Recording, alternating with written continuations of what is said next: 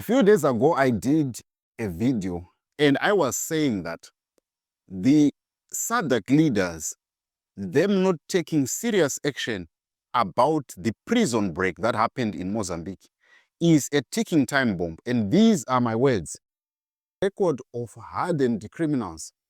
You recall the story of Mate in South Africa, who had multiple counts of murders that he committed in South Africa. Of course, he died in 2016. But I want you to picture this. He is unaccounted for in Mozambique. Mozambique cannot handle him because they are trying to deal with the unrest, and they come to South Africa and they commit crime. So as much as South Africa might want to take this diplomatic approach, and Zimbabwe might want to take a diplomatic approach, and Zambia might say, it's your own baby, and Malawi might say, it's your own baby, this thing is going to come and blow in the face of SADC because they are not taking it seriously. Maybe it's high time this older gentlemen's club started to take things serious that would have happened in the region, because the consequences or the potential that these 1,500 people that are roaming in the streets of Mozambique have on the neighbors or on the neighboring countries is huge than what you expected. But tell me what you think about SADC. I personally am not happy with the way they are moving. They don't seem to see agency in the case of 1,500 prisoners that are hardened and that are in a country that is ravaged by unrest, and citizens have got access to guns. That is a ticking time bomb.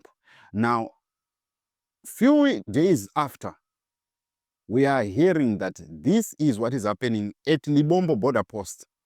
These criminals are finding themselves into South Africa.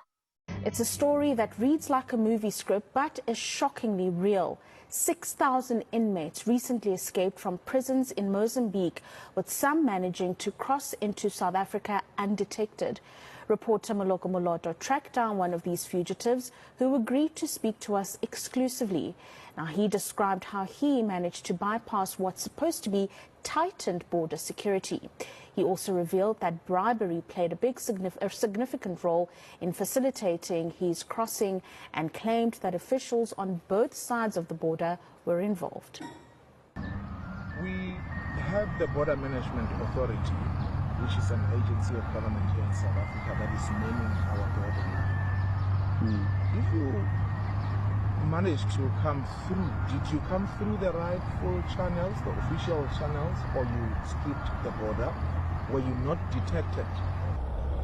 I didn't come through rightful channels, because remember, if I had to come through rightful channels, it means I will have been picked up by the Mozambican authorities on their side. So I had to use other means, you know. And there, remember, even the officials there, everyone is hungry, everyone wants money there. So there are ways. Whether you go by the forest, whether you go by the gate, there is always a way. In all the borders, like even Swaziland, from Mozambique to Swaziland, anywhere in the world, there's always a way. There's always that 1% of someone who's going to assist you. Obviously, at that time I had to bribe someone to come into the country. Yes, I've done that, but we have to bribe people there by the mountain. Are they South African government officials? Both sides. Both sides. Are you prepared to tell us how much you paid them? That's nothing, but that's nothing, but at least it's something for their pocket. So meaning you paid them little money?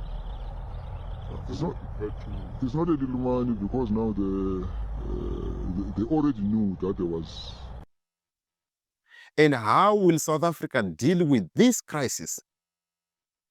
And them folding their hands like this and thinking that the situation in Mozambique is going to solve itself, and they are going to find themselves at the inauguration of Daniel Chapo,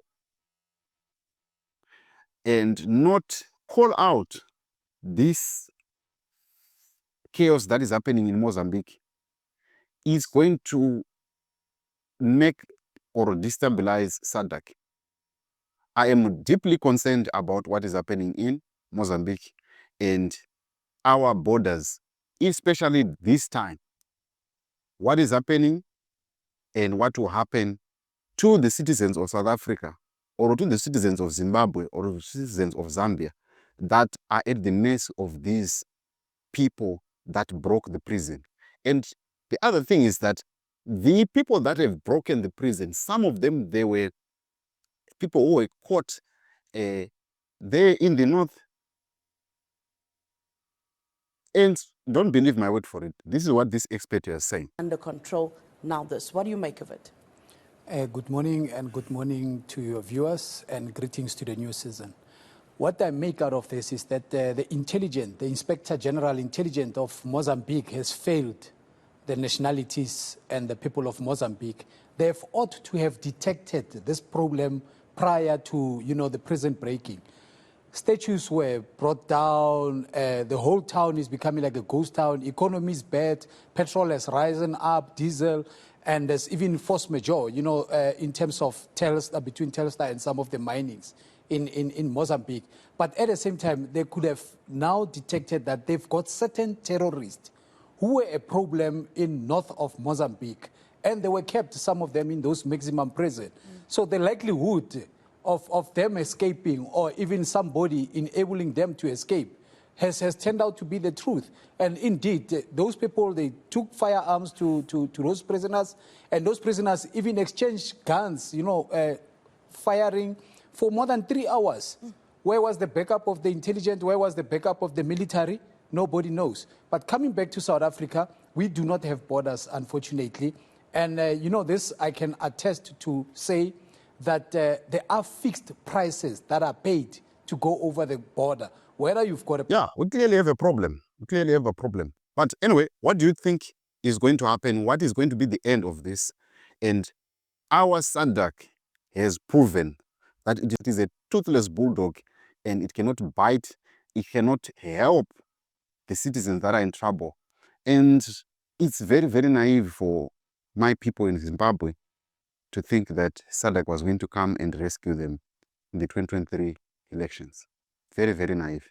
But anyway, what do you make of this situation as it is panning out in Mozambique?